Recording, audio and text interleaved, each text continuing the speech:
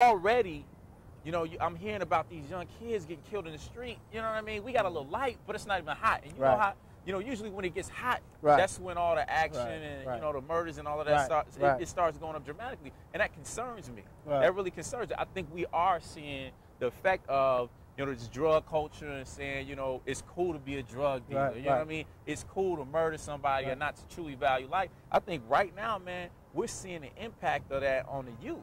And unless we start stepping in, you know, brothers like you and myself, you know, I know what you're about, I know what I'm about, and we're really big about changing, you know, that whole culture.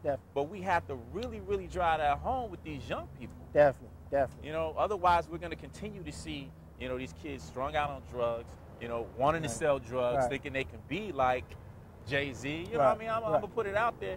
You know, thinking they could be like Jay-Z. And come up and be successful that way. Wow. I think if you look outside right now, you'll see a lot of the impact from anybody who's born, if you're like 24 and younger, you didn't get a chance to really see anything or understand where hip-hop is from. Like, I read it to a couple of people, and they heard of Nas, and, you know, I Know I Can, they thought that was his first album. Wow. So before that, you know, they had no idea about Illmatic, Smith and Wesson. Like, you know, they was doing, you know, they was like gangster with it, kinda in their own way, but from their, you know, their city. But they kept it hip hop. They talked about, they talked about each other, boy, you know. But it was just totally different. Now, it's like people trying to recreate what they hear, and I think it all this goes back to your parents. For real. What you mean? Upbringing. It has to start with us first, the parents of the kids coming up now. I think we're in the age right now we can inform, and I think it is a movement because I'm feeling it from a lot of people our age, and we have kids, that it's going to be a social cycle that comes back around where we're able to teach our kids, you know, what hip hop was. This shit is cold, man. Sorry. Yeah. That's thunder on the track right there. That's dope. I didn't do nothing but put the hi-hat on that one. That's dope, dog. I'm sorry, man. No, it's all good. It's hip-hop. Hip-hop makes you do that. See, that was hip-hop right there. Hip-hop made you stop and listen to what was going on around you. That's hip-hop. They just going to be emulating what they see on television.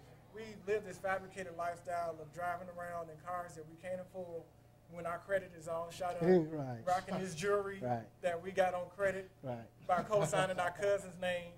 You know what I'm saying? A lot of these people get the misconception. They don't see like a lot of these rappers are in debt to these record labels. You know, everything that these artists have on, their record label provides for them. And so they think that the way that they value themselves is by the material possessions that they own. Whereas, you know, as you referred to earlier, the difference between that music that we listened to, it was all about the music, all about being the best MC, all about, you know, having the dopest crew. It was all about breakdancing, actually having somebody breaking, actually having a DJ instead of somebody throwing on the CD and then y'all performing for about a good half hour off a CD. You know, it was all about entertainment in the moment. And these cats are just coming in wearing all types of clothes, showing that, you know, it ain't about rapping. It's about how much money you make, how many women you sleep with, what kind of car you drive, how you treat your women, you know, and even and drugs. And even for the young ladies, a lot of young ladies, you know, we had Queen Latifah, you know, MC Light, women who presented themselves in a respectful light. But now you got women, you know, walking around with Daisy Dukes talking, you know, how good they nookie is, you know, and they showing out women that, you know, you got to use what you got. You got Little Kim, who's, you know, recreating herself more than Michael Jackson is. On all her videos, she looks like a different person with that's true indeed, man. Body attributes. You know, so what is the image that we're portraying to our children? You know, people are just saying this about the money, but like, you know, De La Soul says on their last album, you know, it's so much more, you know. It's so much more that we can say. And my man here had, like, you know, had corrected his speech and saying, like, you know, rap and hip-hop. What's the difference, man, between, like, the rap industry and hip-hop? Wow. Hip-hop is a culture. Rap is an element of that culture. People try to correlate rap just as hip-hop in general, you know what I'm saying? Disavowing all the elements of, you know, tagging, breaking, DJing, and, you know, even the spoken word, or even other subsects. But, you know, what we're talking about rap And, you know, even us as artists, sometimes we do try to pigeonhole hip-hop. You know, hip-hop is what it's going to be, what it's going to grow to be. You know, we can't say, oh, you know, I own hip-hop. You know, we don't own hip-hop. No. We are a part of hip-hop. And what we want to do is, you know, say, hey, this hip-hop is music, you know, and we have content. And I think a lot of times people mistake consciousness for content. Right. You know, you can talk about a lot of things that's going on in the world, you know, around your hood, and, you know, it's content. Right. Like I always say on our website, it says, from the almighty KRS-One, rap is something you do, hip-hop is something you live. Right. And I think, and I say it out here, a lot of people not practicing hip-hop. Right. I'm saying artists, like I remember when MTV gave out an award for the best hip-hop song of the year, video of the year was Cisco. Yeah, I remember that. What's that video about the booties? Thong song. Right. That was terrible. True. So I also, and then, you know, and it goes on. Do y'all think, man, like that the artist at all has any kind of extra responsibility to the, you know, community, quote unquote, like, you know, Backstreet Boys or somebody like that, or you know, Cher? They don't necessarily, you know, have to like be speaking or be representative for the white community per se. Is there, you know, do you feel like it's an extra responsibility of Black and Latino artists? I think that they should want to take on the role of. Michelle, grab the mic. I think they should want to be a role model. Plus, when you're given that that gift to be able to speak in front of so many people, I think words are the most powerful things ever. And I think words actually,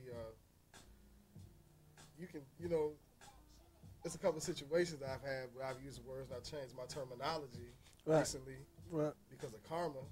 And I think that, I just think that what's being played on the radio is a direct reflection of what's going on in society and on television. And I mean the videos, are, you know, music videos, same way. That's what I meant to say. You know, that's the thing that's so terrible about what's going on right now. It seems like everybody's staying within the cookie cutter image. Mm-hmm. They're doing what the label says do, and they're not thinking about how it's going to affect people. Right. You know what I'm saying? So that's but some cats might argue. Can you hear them? Okay. Hold the mic a little bit closer. I'm sorry. Some cats might argue that with really disproportionate, imbalanced job market out here for young Black people and everything, that, you know, it may be easier to, you know, coon, shuck and jive and everything, show them pearly whites and make that quick dough rather than to kind of trudge it out and everything. See, but that'll hurt. I think that'll hurt people in the long run because of the effect it's going to have on the people that are coming up. Like when we were coming up, we were little. Like, that's one thing we pride ourselves on. Everybody in this room, I can speak for everybody. I say that we try to make sure the image that we convey is a positive image. I'm not saying backpack. I'm not saying be too conscious. I'm just saying that artists today don't act like they want to make sure they take care of themselves and be responsible for themselves. Like there's a certain way that you have to carry yourselves because no matter what people say, unfortunately, if you're in the public eye, you're going to be a role model. People are going to be looking up to you. So you have to carry yourself a certain way, and you can't be going around cooning and acting a fool. Little kids are going to emulate that. They do. And that's sad. But people walking around rapping about crack and hoes and all this type of stuff that they do, little kids are going to want to do that. Like, I was just over a friend's house. I saw a kid. He had to be no more than 5 years old, riding on a bike, talking about ever since I can remember, I've been popping my collar. Like, you ain't even old enough to remember.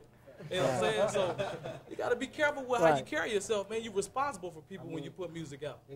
I don't think the weight of the weight of the world is on their shoulders like that. I don't think they had a responsibility to be in control of an individual's life. But what they do have a responsibility of is to know that everybody not as strong-minded as the next person. True. You know, and music is so influential. That, you know, you'll have somebody doing some crazy stuff just because you told them to do that in the song.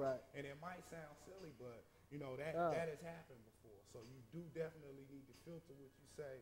You know, I learned that years ago by putting certain words in music, and then I hear other people say those words, and that made me feel uncomfortable hearing them say it opposed to somebody else saying it. So eventually it'll come to you if you're really, you know, serious about trying to find out what message you want to get across to people in your music. Most definitely, most definitely.